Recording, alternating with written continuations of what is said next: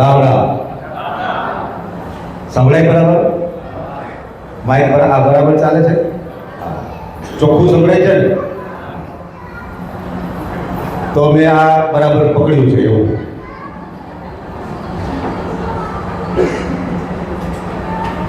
તો તમને બધાને પહેલા ખૂબ ખૂબ અભિનંદન અને ભવિષ્યના ખૂબ સારા કાર્યક્રમો માટેની શુભેચ્છા. એટલે બધા પહેલા કટ્ટાર બેસી જાઓ,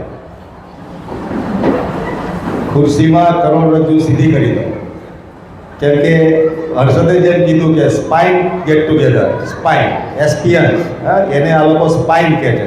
સ્પાઇન એટલે કરોડરજ્જુ.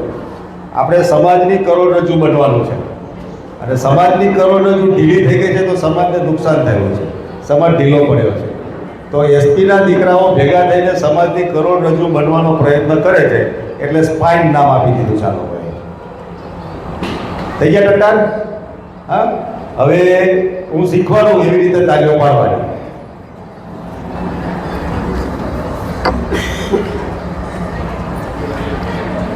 હમણાં કોઈ તાલી નહીં પાડવાની. આમ હાથ બાંધી દો બધા, હાથ છોડવાના નહીં. હા, પેલા હું કહું એ રીતે તાલીઓ પાડવાની. 3 સ્ટ્રોક આપવાના. 3 તાલી રમો છો ને બધા, બરાબર? આવી રીતે આવું 3 વાર કરવાનું. 1 2 3. એટલે તો હાથ બંધાવ્યા મેં, હાથ છોડવાના નથી. હું કહું પછી જ તાલી પાડવાની. એટલે ધીરજ રાખવાની, ધીરજ. હા, સમાજમાં ધીરજ પણ ઓછી થઈ ગઈ છે, એટલે એ પણ હું લાવવાનો પ્રયત્ન કરું છું. હમણાં બાંધેલું રાખો.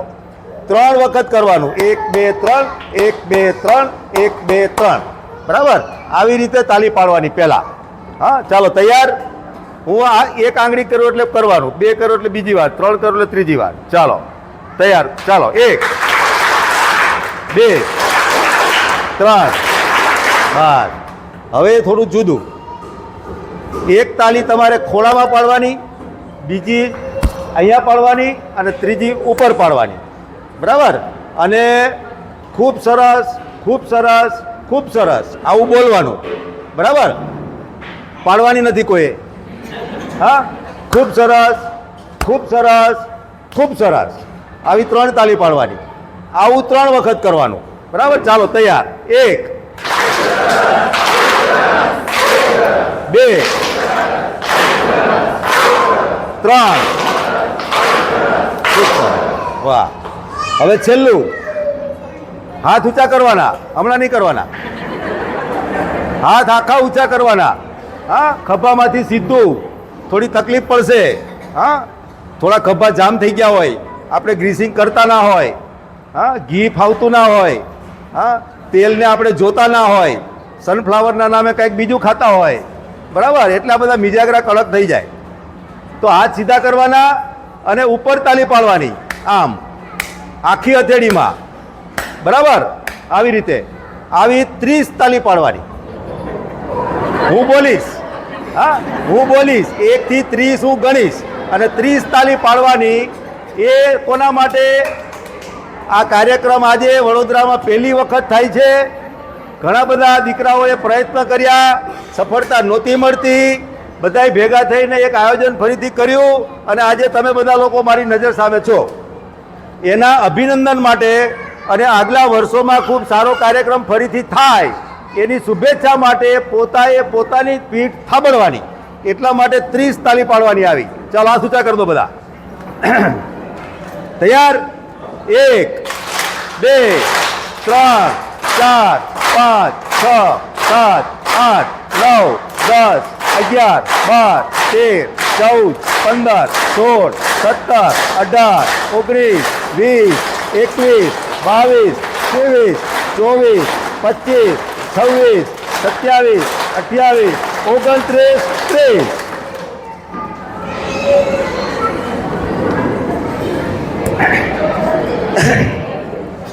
હવે તમે તમારા હાથમાં, ખભાથી નીચે શરીરમાં શું અનુભવ થયો વિચારો. અનુભવ કરો. કંઈક જુદું લાગ્યું તાલી પાડવાથી? તો આવી તાલીઓ રોજ પાડવાની, સવારે અને સાંજે. હા, સવારે નાહી ધોઈ ભગવાનની સેવા પૂજા કરતા હો એ જ સમયે પાડી લેવાની.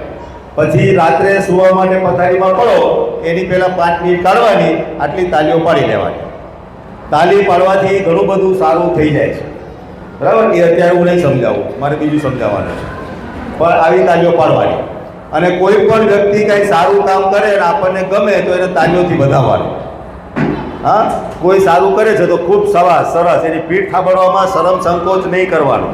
હા, મારે શું એને થાબડવાનું એવું નહીં કરવાનું. અજાણ્યો હોય તો પણ એને શાબાશી આપી આવવાની. અને રોજ રાત્રે સૂતા પહેલાં ભગવાનને પ્રાર્થના કરીએ ત્યારે આપણે જોવાનું કે આજે મેં કોની સામે સ્માઇલ આપ્યું, હા, કોનો ચહેરો નબળો પડી ગયો હતો અને હું હસીને એને હસાવડાયો, બરાબર, કોને મેં શાબાશી આપી, બરાબર. આવો રોજ વિચાર કરવાનો. તો સમાજમાં જે તકલીફો છે અને માણસો મૂંઝાય છે, હા, ઘણી બધી નહીં કરવાના કામો થઈ જાય છે, તો એ થવાનું ઓછું થશે. કમસે કમ આપણા ઘરમાં પણ. હા, તો ઘરમાં બધાની સામે હસતા રહેવા જોઈએ. હા, એકબીજાને બોલાવતા રહેવા જોઈએ, એકબીજાને શાબાશી આપતા રહેવા જોઈએ. અમારા બેનબા બેઠા છે કંઈક આપણા જુદું વિચારતા હશે, બરાબર, કે આ બોલે છે જે છે આપણા મહિનાથી પોતે જ નથી કરતો, બરાબર. તો એવું પણ થાય. હા, અમારા બેનબા છે એનો પરિચય કરાવો. રીટા નામ છે એનું. અને મારા ઘરનો વ્યવહાર, મારા સામાજિક વ્યવહારો, મારા પરિચયો, કુટુંબ પરિવારનું બધું સંભાળવા માટે મારી સાથે રહ્યા છે. અમે બેનભાઈ રહીએ છીએ આણંદમાં. એમણે એમનું પોતાનું સોશિયલ કાઉન્સેલિંગનું કામ પોતે કરે છે. અને ખાસ કરીને જુવાન દીકરા દીકરીઓ, એમાં પણ નવા પરણેલા હોય એવા જે નવયુગલો હોય એમનું કાઉન્સેલિંગ કરવાનું, સોશિયલ કાઉન્સેલિંગ કરવાનું, એની માસ્ટરી છે, કરતા હોય છે. અને ખૂબ બધા છોકરાઓ આવી રીતે એની સાથે પેટ ખોલી વાતો કરીને પોતાના જીવનમાં સ્થાયી થતા હોય છે. નાની સમસ્યાઓના કારણે ખૂબ મોટા નહીં લેવાના નિર્ણયો છોકરાઓ લઈ લેતા હોય છે. એને પણ એ ત્યાંથી પાછા લાવી અને જીવનમાં સ્થિર કરવાનું એવું એમની માસ્ટરી છે. તો એ બધું કામ છે એમનું. અને પોતે સંગીતનું ભણે પણ છે.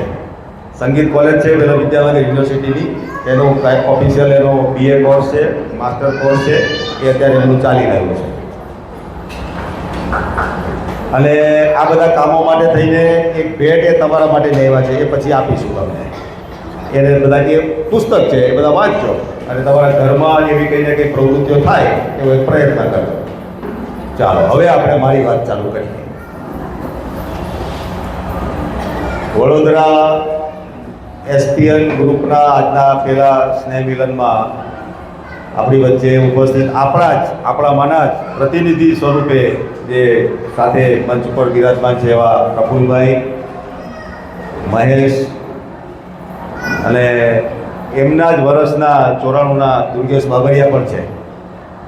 હા, તો એટલા જૂના બીજા 2-3 મિત્રો પણ છે. તો એટલે ખૂબ આનંદની વાત છે કે પહેલાં સ્નેહ મિલનમાં આટલી જૂની બેચ પણ આવી ગઈ છે. હા, કેમ કે અહીંયા છે જ એટલા બધા વર્ષોથી સ્થાયી થયેલા. હા, એટલે નવા પણ છે, નવા જોડાશે, ધીમે ધીમે આવી ગયા છે. અમારી નવી વેજા પાછળ આવી ગઈ છે. હા, સરસ, બહુ સારું. તો બધાને ફરી અભિનંદન આપું છું અને ભવિષ્ય માટે શુભેચ્છાઓ આપું છું. આજે બધાએ પત્રિકા આજના કાર્યક્રમની વાંચી હશે તો એમાં એક સૂત્ર પણ વાંચ્યું હશે. શું છે લખેલું? છાપ્યું હતું કે નહોતું છાપ્યું? છાપ્યું હતું ને? ઈમેલમાં કે જે પત્રિકા મળી હશે એમાં એક સેન્ટેન્સ છે. શું છે સેન્ટેન્સ? કોઈ ધ્યાનમાં લીધું છે? હા, ચાલો પાછા ફરીએ. હા, આ જ સમય છે પાછા ફરીએ. તો પાછા ફરવાનું છે, પણ ક્યાંથી પાછા ફરવાનું છે અને શેના માટે પાછા ફરવાનું છે એ સમજવાનું છે. સુધીરભાઈએ કેટલી ગીંટ આપી, હા, એ બધું પાછા ફરવા માટેનું. એના માટે પ્રયત્ન કરવો પડે. પ્રયત્ન કરતાં પહેલાં હિંમત કરવી પડે. એટલે અમે કહીએ છીએ કે સારું કરવું છે તો શરૂ કરવાની હિંમત કેળવો. કોઈ કરશે ને પાછળ જઈશું એ નથી. સારું કરવું છે, આપણને મનમાં સૂઝી ગયું તો શરૂ કરવાની હિંમત પણ આપણે જ કરવાની. મારા વ્યક્તિગત રીતે થવી જોઈએ, મારા પરિવારમાંથી થવી જોઈએ. આવી જીદ એ સંપૂર્ણ સમાજમાં આપણે ફેલાવી છે અને જેના કારણે બે પેઢીઓથી સમાજમાં જે નથી ગમતી પ્રવૃત્તિઓ ચાલી રહી છે, નથી ગમતા રીતિ રિવાજો થવા માંડ્યા છે. હું એને ફિતૂર કહું છું. હા, ફિતૂર વધી ગયા છે સમાજમાં, પ્રસંગોના નામે, રીત રિવાજના નામે, લેવડ દેવડના નામે, વ્યવહારના નામે, હા, જેને કહેવાય કે મોડર્નાઇઝેશનના નામે. ભણેલા ગણેલા લોકો તો આવું જ કરે એના નામે, બરાબર. નોકરી કરતા હોય, સમય ના હોય એના નામે કંઈ પણ બહાનું કરીને આપણે આપણી પરંપરા નથી એવા પ્રકારના કામોમાં આપણે બધા ઢળી ગયા છીએ. ત્યાંથી પાછું આવવાનું છે. કેવી રીતે પાછું આવવું એ આપણે જ શોધવાનું છે. એના માટે કોઈ ક્લાસીસ નહીં થાય. હા, એના માટે કોઈ ટ્રેનિંગ સેન્ટર નહીં થાય કે કોઈ કરશે પણ નહીં. આપણે જાતે જ નક્કી કરવું પડે. અહીંયા કેટલાક ભાઈઓ બેઠા છે બધા, તો એ પોતાના જીવનમાં એ બધું કરે જ છે. માર્ગીસ છે તો માર્ગીસ ત્યાં ભણતો ત્યારે એ કેટલીક વાતો પોતાના વિદ્યાર્થી જીવનમાં પણ કરતો હોય. હા, તો બાઇક ચલાવવાથી માંડીને એ કેટલાક નીતિ નિયમો એના પોતાના નક્કી કરેલા હતા. એ ભણીને ગયો, એને લગ્ન કર્યા, લગ્ન કરીને ફરવા ગયા. હા, તો ફોટા પણ કેવા મૂકવાના એનું પણ એને ડિસિપ્લિન નક્કી કરેલું હતું. હા, સારા દિવસો રહ્યા બેનને, હા, એનાય ફોટા મૂકેલા હતા. તો એને મેં એડિટ કરીને ફરી એક ફોટો મૂકેલો હતો મેં. હા, સારો સરસ ફોટો હતો, મને ગમ્યો હોય તો મેં એમાં કંઈક બીજું ઉમેર્યું અને લખ્યું અને આશીર્વાદ આપ્યા એ લોકોને અને એ ફોટો મૂકેલો મેં. બરાબર. તો પોતાનું કેટલું ડિસિપ્લિન હોવું જોઈએ. તો એ ડિસિપ્લિન વ્યક્તિગત અને પરિવારમાં નક્કી કરવાનું કામ તો આપણે જ કરવું પડે અને એના માટે પાછળ જોવું પડે. પાછળ જોવાનું એટલે કોને જોવાનું? આપણા દાદા, પરદાદા, દાદી, પરદાદી જે કંઈ પણ હોય, આપણા વડીલો જે શ્રેષ્ઠ જીવન જીવતા હતા. એમની પાસે સાધન સુખ સગવડો બહુ મોટી નહોતી, પરંતુ જીવન શ્રેષ્ઠ હતું, સંતોષી હતા, વ્યવહારુ હતા અને સુખી હતા અને બધાને સુખી કરતા હતા. એ તરફ પાછું જોવાનું છે આપણે અને એવું જીવન આપણે જીવી શકીએ કે નહીં એનો વિચાર કરવાનો. કેવી રીતે જીવી શકીએ, આપણી લાઈફસ્ટાઈલમાં કેટલો બદલ લાવવાની આવશ્યકતા છે, આપણે કેવી રીતે બદલાવી શકીએ. કોઈનું જોઈને કરવાનું, એના બદલે આપણે જ કરવાનું. આ મહત્ત્વની વાત છે. એટલા માટે ચાલો પાછા ફરીએ. આ જ સમય છે, આ જ રીતે પાછું ફરવાનું છે. એટલે હું એક વાત હમણાં કરું છું. અમારા આણંદમાં પણ એક કાર્યક્રમ હતો, ત્યાં મેં કીધું પહેલી વખત કે પાછું ફરવા માટે ક્યાંથી વિચાર શરૂ કરવાનો? તો આપણે કોઈને કોઈ યોગ્ય કારણથી જ ત્યાંથી ત્યાં પહોંચી ગયા છીએ, પરંતુ એ આપણા મનની માનસિકતા, આપણી થોટ પ્રોસેસ, આપણી વિચારધારા નહીં બદલવી જોઈએ. એની સાવચેતી સાથે આપણે ક્યાંથી ક્યાં ગયા એ હું કહું છું. આપણે ડેલીએથી ડોર સુધી ગયા. એમાં આવ્યું, ડેલીએથી ડોર સુધી આપણે ગયા. તો ડેરી છોડવી પડીને ડોરમાં આપણે ઘૂસવું પડ્યું અથવા તો એમાં આપણે લોક થઈ જવું પડ્યું. એ આપણી કેટલીક જરૂરિયાતો હતી સમયના પ્રમાણમાં. આપણા ગામડાઓ આપણે છોડવા પડ્યા, તો વ્યવસાય માટે, રોજગારી માટે ગામડા છોડવા પડ્યા. એટલે ડેલી, કેમ કે આપણે બધાને ડેલીઓ હતી ત્યાં, કોઈના ઘર નાના નહોતા. હા, સરસ મજાની ડેલી મોટી હોય, એમાં નાની ખડકી હોય, અંદર જઈએ એટલે ફળિયું હોય, ફળિયું પણ મોટું પોળું હોય, ત્યાં આગળ ગાય હોય, બળદો હોય, એક મોટી ઓસરી હોય અને એક ઓસરીએ ટોટલા બંધ બધા ઓરડાઓ. હા, ખેતર પણ મોટું હોય, અગાસી ઉપર કેટલાય જાતના પક્ષીઓ આવીને કલબલાટ કરતા હોય. રોજ સવારે આપણી દાદી કે આપણી બા 4-5 પાલી ભરીને ત્યાં ચણ નાખે. 4-5 પાલી ભરીને, પાલી એટલે 1.5-2 કિલોની હોય. હે, તો 7-8-10 કિલો તો ચણ આપણી માં કાયમ એ ચણમાં નાખતી હતી. હા, તો ડેલી છોડીને આપણે ડોરમાં આવી ગયા. હા, તો કેમ થયું એવું? જરૂરિયાત હતી. પરંતુ પાછા ફરીને એ ડેલીની જે થોટ પ્રોસેસ હતી, ડેલીમાં રહેનારાની જે વિચારધારા હતી, ડેલીમાં રહેનારાનો જે વ્યવહાર હતો, ડેલીમાં રહેનારાનું જે વાણી વર્તન હતું, એ નહીં ભૂલી જવું જોઈએ. ભલે આપણે બંધ ડોરની અંદર રહીએ છીએ, જરૂરિયાત છે અત્યારની ડોરની પણ, કેમ કે આપણે ફ્લેટ કલ્ચરમાં આવી ગયા ને. સ્વાભાવિક છે. આજે બપોરે જ અમે દિનેશના ઘરે જમતા હતા તો વાત કરી કે ભાઈ 5 કરોડનો પણ ફ્લેટ હોય, ફળિયું તો ના જ હોય. હા, ગમે એવડો મોટો ફ્લેટ હોય પણ ફળિયું તો નહીં જ મળે. તો ફળિયા જેવી વિચારધારા, ઓસરી જેવી વિચારધારા, હા, એ છાપરે નાચતા મોર એનો આનંદ જોઈને એ સ્ફૂર્ણા થતી એવી જે વિચારધારા, એ વિચારધારા નહીં બદલવી જોઈએ. વિચારધારા બદલાય તો સમાજમાં સમસ્યા, પરિવારમાં સમસ્યા ઊભી થાય. તો ડેલીથી ડોર સુધી તો આવી ગયા આપણે કોઈને કોઈ કારણોથી. વિચારધારામાં ડોરમાં રહીને પણ, ડોરની અંદર પેક થઈને પણ આપણે આપણી વિચારધારાના મૂળ તરફ પાછું જવાનું છે. એટલે આપણું મન મોટું, આપણું હૃદય મોટું, હા, આપણા વિચારો બીજાને પોષિત કરે એવા, આપણા વિચારો બીજાને સ્ફૂર્ણા આપે એવા, આપણા વિચારો બીજાને પલ્લવિત કરે એવા, આપણા બીજાઓ સર્વેનું ભલું કરે એવા, આપણા વિચારો સદાય શુભ થાય એવું નક્કી કરવાવાળા, એ વિચારો આપણા મનમાં રહેવા જરૂરી છે. અને એ આપણે જાતે જ કરવું પડશે, કોઈના કહેવાથી નહીં થાય. કોઈ એના માટે ટીચિંગ ક્લાસીસમાં આપણને લઈ નહીં જાય, કોઈ સ્પેશિયલ એના માટેના શિબિરો થશે, ગમે તેવા સંત મહાત્માઓ એના માટેના પ્રયત્નો કરશે, પણ એ નહીં થાય. એના માટે વ્યક્તિગત આચરણ હોવું એ અત્યંત જરૂરી છે. આચરણ વગર શક્ય નથી. એટલા માટે હું ઘણી વખત કહું છું કે છેલ્લા 20 વર્ષથી આપણે જોઈએ તો સમાજ જીવન અને રાષ્ટ્ર જીવનના કોઈ પણ મંચ ઉપરથી, એ સામાજિક મંચ હશે, એ શૈક્ષણિક મંચ હશે, એ રાજકીય મંચ હશે કે ધાર્મિક મંચ હશે, કોઈ મતપંથ સંપ્રદાયનો મંચ હશે, ત્યાંથી શ્રેષ્ઠ વાતો કહેવામાં આવી છે. સારામાં સારી વાતો, સારામાં સારા મનુષ્ય બનવા માટેની પ્રેરણા મળે એવી વાતો અને એવા સૂત્રો ત્યાંથી આપણને બધાને કહેવામાં આવેલા છે. પરંતુ સમાજમાં એનું આચરણ છે, એનું આચરણ નથી દેખાતું. આપણને સાંભળવું બહુ સારું લાગે છે, કોઈ પણ સારી વાત સાંભળવી સારી લાગે, પરંતુ આચરણ કરવાની હિંમત કોઈની થતી નથી. તો આટલા 20 વર્ષથી જો આટલો શ્રેષ્ઠ વિચારોનો પ્રસાર થતો હોય તો સમાજ શ્રેષ્ઠ થવો જ જોઈએ. સમાજ શ્રેષ્ઠ થતો નથી એનું કારણ શું? તો આચરણ નથી દેખાતું કોઈને. હું એમ કહું કે ભાઈ વ્યસન નહીં કરવાનું, પાન માવા બીડી ગુટકા તમાકુ સિગરેટ નહીં કરવાની, હા, પણ મને હું બોલું છું એ સાંભળીને કોઈ બંધ કરશે અથવા તો બંધ કરવાનો પ્રયત્ન કરશે, કેવી રીતે થશે? એ મને જોશે કે હરેશભાઈ બોલે છે કે વ્યસન નહીં કરવાનું, તમાકુ માવા ગુટકા નહીં ખાવાના, તો એ જુએ છે કે હરેશભાઈ ખાય છે કે નથી ખાતા. તો હરેશભાઈ નથી ખાતા, હરેશભાઈ સિગરેટ બીડી નથી પીતા, અને એ ના પાડે છે. ના પાડવાના કારણો પણ કહે છે, અને હરેશભાઈનું આચરણ જોશે તો માનશે છોકરાઓ.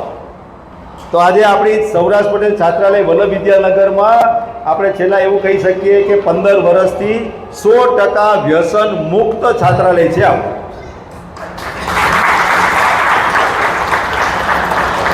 એક પણ વિદ્યાર્થી કોઈ પણ જાતનું વ્યસન નથી. અને પહેલાં અહીંયા જે જૂના જે બધા છે તો એમને ખબર છે, એમના ભેગા નાના નાના ટાબરિયાઓ રહેતા હતા, સ્કૂલના વિદ્યાર્થીઓ 8મા 10મા 12મા ધોરણના પણ હતા, આ બધા હતા ત્યારે. હવે તો એકઈ નથી ટાબરિયા, બધા બાગડ બિલ્લા છે. 400 બાગડ બિલ્લા છે. હા, બધા કોલેજના ભણતા જુવાનિયાઓ. હા, અને એ પણ વ્યસન નહીં કરવાનું, હા, એવું. અને એડમિશન વખતે એની ચકાસણી થાય. અને આજે એક એસપીની એક છાપ એવી થઈ છે કે એસપીમાં એડમિશન લેવું હોય તો વ્યસન નહીં હોવું જોઈએ. એટલે આ બધા ભલામણ કરે ને તો પહેલેથી એનું ઇન્ટરવ્યૂ લઈ લે, પૂછી લે. કોઈ સગા સંબંધીના છોકરા હોય ને તો મારા વતી પહેલેથી જ આ લોકો પૂછી લે, જે આ પરંપરામાંથી નીકળ્યા છે, કે ભાઈ કશું ખાતા પીતા નથી ને, હા, વ્યસન નથી ને, પડીકા ચોરતા નથી ને, પહેલેથી જ પૂછે. અને હોય તો એને ના પાડી દે પહેલેથી પ્રેમથી કે તો ના જતા, અને કાં તો મૂકી દો 1 વર્ષ બહાર રહો ગમે ત્યાં, અને એકદમ શુદ્ધ થઈ જાઓ પછી જજો હરેશભાઈ પાસે. તો આવી એક છાપ થઈ છે આપણી. તો આપણે ત્યાં કાયમ આચરણનું મહત્વ રહ્યું છે કે પહેલાં પોતે કરવું અને પછી બીજાને કહેવું, એ જરૂર પડે તો, નહીં તો જોઈને શીખાય.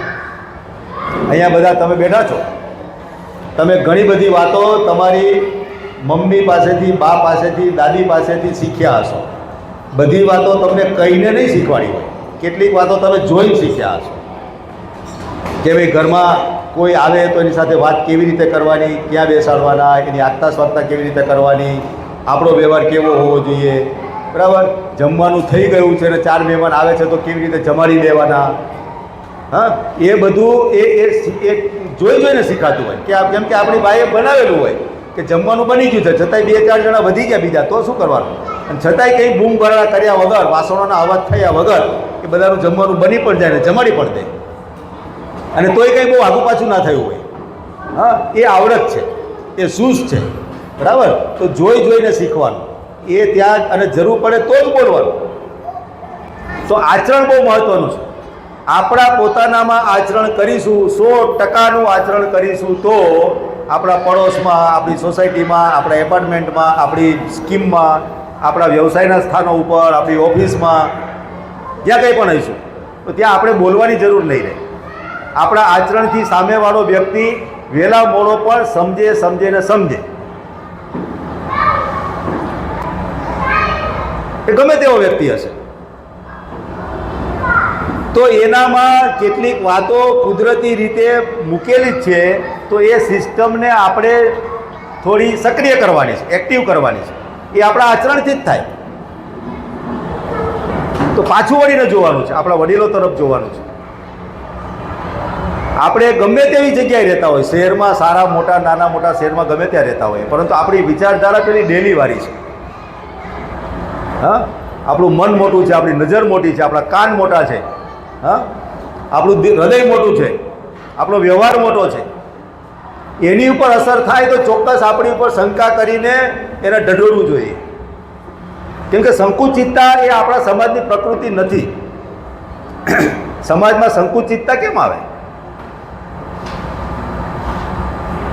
તો ડોર આપણી જરૂરિયાત બની ગયું છે, પરંતુ ડોરને પણ ડેલીમાં કેવી રીતે પરિવર્તિત કરવાનું એ ગુર શીખી લેવું પડે. એની કેટલીક ગુરુ ચાવીઓ જાણી લેવી પડે. હા, એના માટે આમાંથી ઘણા બધા છોકરાઓ તો છે જ એ પ્રકારના કે આપણે વર્ષમાં કેટલાક દિવસ ગામડે જઈને રહેવાનું નક્કી કરવાનું કે વર્ષમાં કેટલાક દિવસ, હા, અઠવાડિયા પણ ગણી શકાય, તો આપણે આપણા ઘરે જઈને રહીએ છીએ. ત્યાં ગમે તેવું ઘર હશે ત્યાં જઈને રહીએ છીએ આપણે, ત્યાં આપણે રસોડું ચાલુ કરીએ છીએ, ત્યાં આપણે જે આપણું ખેતર છે, વાડી છે, જે હશે ત્યાં જઈને આપણે ત્યાં ઊભા રહીએ છીએ. વાડીએ ખેતરમાં જઈને કાંઈ વાંકા વળીને કંઈ આગુ પાછું કરીએ છીએ. કાંઈ નથી આવડતું, પણ વધારાનું ઘાસ ફૂસ હોય એટલું નિંદામણ કરતાં તો આવડે આપણને. તો 1, 2, 4, 5 ફૂટની અંદર પણ આપણે નિંદામણ કાઢીએ છીએ જઈને. આ ડેલીની માનસિકતા આપણી જીવતી રાખવા માટેની આ એક ગુરુચાવી છે. ડેલીએ જઈને રહેવાનું કેટલાક દિવસો, આપણા બાળકોને સાથે લઈને જવાનું, બાળકોને ડેલી કલ્ચર જણાવવાનું, એને વાતો કરવાની કે આ શું છે. હા, ખેતરે લઈ જવાના, એ લઈ જઈશું તો એ પેઢી આ જમીનો સાચવશે, નહીં તો જમીનો જતી રહેશે ખબર નહીં પડે. અત્યારે સમાજ ચિંતા કરે છે જમીનો જતી રહેશે એની, પરંતુ એની વ્યવસ્થા કરવા માટે કોણ કરશે? તો એના માટે તો પેઢી તૈયાર કરવી પડશે. આજે ઉગતી પેઢી છે એને જમીન સાથે પ્રેમ કરતાં શીખવાડવું પડશે, એને જમીન સાથે ત્યાં રગદોડાતા શીખવું પડશે. હા, કપડાં બગડી જાય, હાઇજીનના નામે આપણે બાળકોને માટીમાં રમવા નથી દેતા, એનાથી આપણી જમીનો નહીં સચવાય. હાઇજીનના નામે આપણે બાળકને જમીનથી દૂર કરીએ છીએ, માટીથી દૂર કરીએ છીએ, અને આપણે વાતો શું કરીએ છીએ? માતૃભાષાના દિવસે આપણે માતૃભાષા દિવસ જે હોય તો માતૃભાષા દિવસના દિવસે ખૂબ સારી સારી વાતો કરી નાખીએ. હમણાં પણ ગયા મહિને માતૃભાષા દિવસ ગયો, વિશ્વ માતૃભાષા દિવસ. તમારી બધાની બાળકોની સ્કૂલોમાં પણ એની ઉજવણી કંઈ ને કંઈ નાનું મોટું થયું હશે, પરંતુ બાળકને માતૃભાષા સાથે જોડાણ થાય એવા પ્રકારનું કામ આપણે પરિવારમાં કેટલું કરીએ? આપણા બાળકો લગભગ બધા કોઈ પ્રાઇવેટ સ્કૂલની અંદર ઇંગ્લિશ મીડિયમમાં ભણાવીએ છીએ, બરાબર? કેમ કે આપણે શહેરમાં રહીએ છીએ, વડોદરા જેવા શહેરમાં રહીએ, અમદાવાદ જેવા રહીએ, સુરતમાં રહીએ, મોટા સિટીમાં રહીએ, અને એક ટ્રેન્ડ થઈ ગયો એવો કે બાળકોને આપણે ઇંગ્લિશ મીડિયમમાં જ ભણાવો. આજે અત્યારે 40-45 વર્ષના ઉંમરના જે આખી પેઢી છે એ, બરાબર, એક આખી વ્યવસ્થા થઈ ઇંગ્લિશ મીડિયમમાં ભણાવવા જોઈએ. કેમ કે વૈશ્વિક ભાષા છે ઇંગ્લિશ છે, વિશ્વમાં જવા માટે ઇંગ્લિશ માધ્યમ જોઈએ જ, ઇંગ્લિશ શીખવું જ જોઈએ. પરંતુ ઇંગ્લિશ શીખવાડવાના હોડમાં એને ગુજરાતીથી દૂર કરી દીધા. આપણું બાળક શુદ્ધ ગુજરાતી બોલી શકે છે? ઇવન આપણે પણ ગુજરાતી સ્પષ્ટ બોલી શકીએ છીએ. આપણે કેટલું બોલી શકીએ છીએ? કેટલાક શબ્દો આપણને ખબર પડે છે? આપણા તળપદા શબ્દો આપણા દાદા દાદી જે બધા બોલતા હતા. હા, ડામસ્યો કેટલા લોકોને ખબર છે? ડામસ્યો કેટલા લોકોને ખબર છે? નથી બધાને ખબર, થોડાકને ખબર છે. હા, ડામસિયા ઉપર બેસાય કે શું થાય? ડામસિયા પર શું થાય? હા, ડામસિયા ઉપર બેસાય ના બેસાય? હા, તો ડામસિયો એટલે જે પાગરણ હોય, પાથરવાનું, ગોદડા ગાદલા બધું જે કંઈ પણ હોય એનો સરસ મજાના એક ટેબલ ઉપર લાકડાના એની ઉપર થપ્પો કરેલો હોય એને ડામસિયો કહેવાય. બરાબર? તો આવા કેટલાય શબ્દો હશે કે જે આપણી ઓળખાણ હતી. ટોડલા, હા, ટોડલા કેટલાના ઘરે છે અત્યારે? હા, તો શું થાય? ઉમરો તો હજી ખબર છે કેટલાક, હજુ તો પૂજા ને સાથીઓને દિવાળીએ કરતા હોય એટલે ઉમરો તો ખબર પડે. હા, તો આવા આજ એક છે ગુજરાતી આપણી ભાષા. હા, તો એ આપણા બાળકને ખબર છે? આપણું બાળક ગુજરાતી બોલવા માટેનો પ્રયત્ન કરે, શીખે, એના માટે આપણે શું પ્રયત્ન કરીએ છીએ? હા, એટલે હું હસતા હસતા ઘણી વખત કહું છું કે આપણે બાળકને ઇંગ્લિશ મીડિયમમાં ભણાવીએ છીએ, નથી આપણે એને પૂરેપૂરું ઇંગ્લિશ શીખવાડી શકતા કે નથી આપણે એને ગુજરાતી રાખી શકતા. અને બાળક જે છે એ મા અને દાદી વચ્ચે શટલકોક થાય છે. હા, મા અને દાદી ટેબલ ટેનિસ રમતા હોય ને, મા અહીંથી મારે એટલે પેલી બાજુ જાય, દાદી બાજુ, દાદી ત્યાંથી મારે એટલે મા બાજુ આવે. ટેબલ ટેનિસ કહેવાય. એ દડી નાની આમાં કુદી થાય. તો મા જે છે બાળકની એ એમ કહે કે બેટા એપલ લઈ આવો, અને દાદી એમ કહે છે કે દીકરા સફરજન લઈ આવો. હા, તો બાળક શું લઈ આવશે? હા, બાળક મા કહે છે કે એપલ લઈ આવો, દાદી કહે છે સફરજન લઈ આવો. તો બાળકને તો સમસ્યા છે ને કે માનું માનવું કે દાદીનું માનવું. બાળક એની બુદ્ધિ પ્રમાણે એ પણ વિચારે છે કે દાદી તો મોટા દેખાય છે મારી મા કરતા, કેમ કે દાદીના વાળ સફેદ થઈ ગયા છે, માના વાળ કાળા છે. બાળકને આટલી ખબર પડે. તો ઘણી વખત ચર્ચા કરે તો બોલતો હોય તો એમ કહે કે મા તું નાની છો તો મારે દાદીનું માનવાનું. તો મા એમ કહે છે કે નહીં, હું કહું એમ કરવાનું. આ બધું થતું હશે સામાન્ય, નહીં થતું હોય તો તમને બધાને અભિનંદન. તો બાળકનું શું થશે? આપણે નથી પોતે પણ આખું ઇંગ્લિશ બોલી શકતા કે નથી બધું આખું આપણે ગુજરાતી સમજાવી શકતા. અહીંયા પાછું ફરવાનું છે. આ જ સમય છે પાછા ફરવાનું. નવી પેઢીને, આગલી પેઢીને સુરક્ષિત રાખવા માટે, એની વિચારધારાને સુરક્ષિત કરવા માટે, એના ભાષા વૈભવને સ્થિર કરવા માટે અહીંથી જ પાછું ફરવાનું છે. ઇંગ્લિશ મીડિયમમાં ભણાવીએ વાંધો નથી, પરંતુ ગુજરાતીને પ્રેમ કરવાનું નહીં છોડવાનો. અને ઇંગ્લિશને તો માસી પણ ના કહેવાય. આપણે એમ કહીએ કે ભાઈ મા અને માસી સરખા, પણ ઇંગ્લિશ એ માસી નથી. હા, એ તો આયા છે. તો આયા સાથે ઉછરેલું બાળક, હા, આયાની દેખરેખમાં ઉછરેલું બાળક, આયાના ખોળામાં રમેલું બાળક, એની પાસે સંસ્કાર એક પ્રકારના હશે, ગમે તેવી શ્રેષ્ઠ આયા હશે તો પણ. પન્નાજાઈ હતી એક એ સમયમાં, કે જેણે રાજકુંવરને બચાવવા માટે જેને પોતાના દીકરાનું બલિદાન આપી દીધું. એ પન્નાજાઈ હતી. તો આજે પન્નાજાઈ છે તો જીજા માતા બનવું પડશે. અને જીજા માતા એ 100 ગુણવાળી જીજા માતા બનવું પડશે. એના માટે પોતે પોતાના ડિસિપ્લિનમાં રહેવું પડશે, પોતાના અનુશાસન, જાતે નક્કી કરેલું અનુશાસન કરવું પડશે, પોતાના મોજ શોખમાં વિવેક મર્યાદા લાવવી પડશે માએ. ત્યારે જીજાબાઈનું વર્તન વ્યવહાર આપણે કરી શકીશું, અને ત્યારે શિવાજી જેવા ગુણવાન બાળકો આપણે ત્યાં થશે. આપણને છાવા પિક્ચર જોતી વખતે ખૂબ આનંદ આવ્યો. જોયું હશે બધાએ, તાનાજી ફિલ્મ જોયું હશે બધાએ. હા, હમણાં ધુરંધર પણ આવ્યું છે, ઘણા લોકોએ જોયું પણ હશે. તો આવા બધા ફિલ્મ જોઈને આપણને મનમાં ખૂબ સારું લાગે છે કે આ આપણો દેશ હતો, આ દેશ છે આપણો. હા, પરંતુ આપણા ઘરમાં કેવી રીતે થાય છે? આપણા ઘરમાં એવી રીતે વાતોચીતો થાય છે? આપણા ઘરમાં બધા સાથે બેઠા હોય ત્યારે ભાષાના પ્રયોગ કેવી રીતે થાય છે?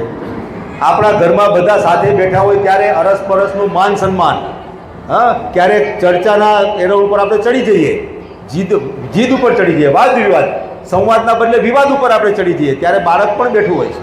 તો બાળક આ બધું નિરીક્ષણ કરે છે કે મમ્મી પપ્પા ચર્ચા, ગરમ ગરમ ચર્ચા કરતા હોય ત્યારે કઈ ભાષા વાપરે છે, કે મમ્મી દાદી દાદા સાથે વાત કરતી હોય ત્યારે કેવી રીતે વાતો કરતી હોય છે, શું કહેતી હોય છે, હા, એનું કામ કેવી રીતે કરતી હોય છે. આ બાળક આજનું બહુ હોશિયાર છે, કેમ કે હું એને કહું છું બધા અભિમન્યુ જ આવે છે.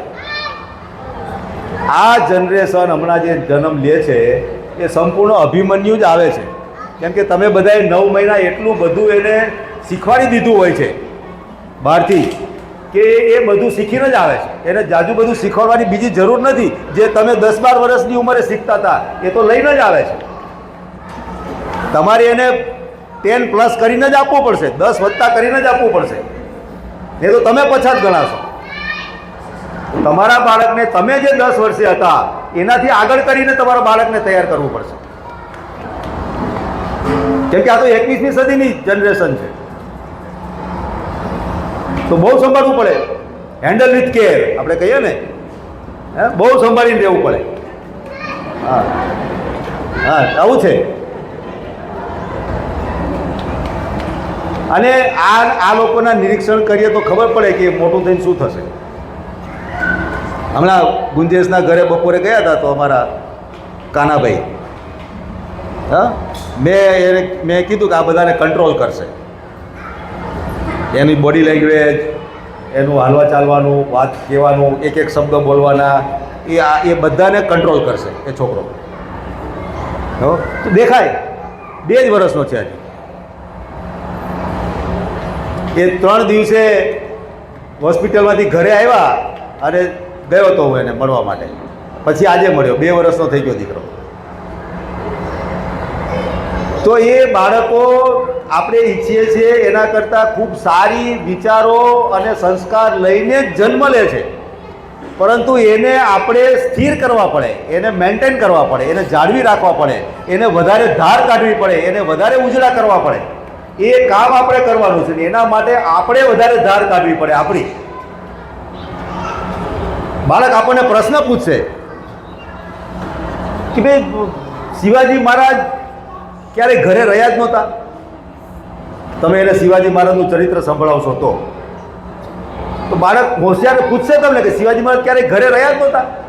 એ પેલા જોડે લડ્યા, સુલતાનો જોડે લડ્યા, નવાબો જોડે લડ્યા, ઔરંગઝેબને ત્યાં ગયા, અને માનસી જોડે એમને લઈ ગયા, હા, કર્ણાટકમાં લડ્યા, બધી જગ્યાએ લડત, દરેક વખતે લડ્યા છે. તો ઘરે ક્યારે રહ્યા? તો આપણે શિવાજી મહારાજને વાંચ્યા હશે, જાણ્યા હશે તો કહી શકીશું, હા, કે એ પણ ઘરે રહ્યા હતા, એમને પણ બાળકો તૈયાર કર્યા હતા. સંભાજી મહારાજ એમના દીકરા, અને સંભાજી મહારાજનું પરાક્રમ, સંભાજી મહારાજનું શૌર્ય તો કહી શકીશું આપણે. મહારાણા પ્રતાપે કેમ અકબરની વાત ના માની? મેલ મળતો હતો, રાજ્ય મળતું હતું, પણ અકબરની વાત કેમ ના માની? કેમ જંગલમાં રહેવા ગયા? કેમ ઘાસફૂસની રોટલી ખાધી? હા, અને ખાવાની તૈયારી કરતા હતા અને કૂતરું આવ્યું ને એ રોટલી લઈ ગયું, ભૂખ્યા રહ્યા, ઘાસની પથારી પર સૂતા હતા. કેમ એને પોતાનું સુખ વૈભવ ના ભોગ્યું? તો એને કેવું પડે કે દેશભક્ત હતા, માતૃભક્ત હતા, એનું ચરિત્ર આપવું પડશે. રાણા સાંગાની વાતો એને કેવી પડે એ આપણે રાણા સાંગાને જાણ્યા હશે તો ખબર પડે કે આખા શરીર ઉપર 84 ઘાવ હતા જીવનભર, અને એક પણ લડાઈ હાર્યા નથી મોગલો સામેની. એ રાણા સાંગાનું ચરિત્ર, હા, એ અહલ્યાબાઈનું ચરિત્ર, શુદ્ધ સાત્વિક, આખા રાજ્યને સંભાળ્યું નાની ઉંમરમાં, અને શ્રેષ્ઠ પ્રશાસનિક વ્યવસ્થા અહલ્યાબાઈ દ્વારા નિર્માણ થઈ મધ્યપ્રદેશમાં. અહલ્યાબાઈને જાણીશું તો અહલ્યાબાઈ બનવાના સપનાઓ આવશે. આપણા પેટની અંદર બાળક છે એવી ખબર પડે ત્યારથી આપણા મનની અંદર વિચારો કેવા આવે છે એના આધારે બાળક જે શીખતું હોય છે અંદર અંદર રહીને, અને એ ઓરા લઈને બાળક જ્યારે જન્મ લેતું હોય છે, અને એના આધારે આપણે એને વિકસિત કરીને એક સારો નાગરિક બનાવવાનો પ્રયત્ન કરતા હોઈએ છીએ. તો 9 મહિના બાળક જ્યારે પેટમાં હોય છે ત્યારે આપણી વિચારધારા, આપણી જોવાની દ્રષ્ટિ, આપણે શું જોઈએ છીએ, કોને જોઈએ છીએ, કેવું જોઈએ છીએ, કોની સાથે વાત કરીએ છીએ, કેવી વાત કરીએ છીએ, આપણો ગુસ્સો, આપણી ઈર્ષા, આપણો દ્વેષ, હા, એ બાળક ઉપર અસર થાય છે. મેં હમણાં અમારા સંદીપભાઈના ઘરે, હા, તો એમના ત્યાં પેલા છે ચાર્ટશીટ, એટલે એક પોસ્ટર જેવું છે, અને એમાં હનુમાન ચાલીસાની એક ચોપાઈ નીચે લખેલી છે, એનો અર્થ કરેલો છે, અને એ ચોપાઈને લગતું એક ચિત્ર, એની રેખા કરેલી હોય, અને પાછળ એ આખું ચિત્ર 4 કલરમાં પ્રિન્ટ કરેલું છે. તો એ જોઈને બાળકે આ રેખાંકિત જે પિક્ચર છે એમાં કલર પૂરવાનું. આવું છે હનુમાન ચાલીસા.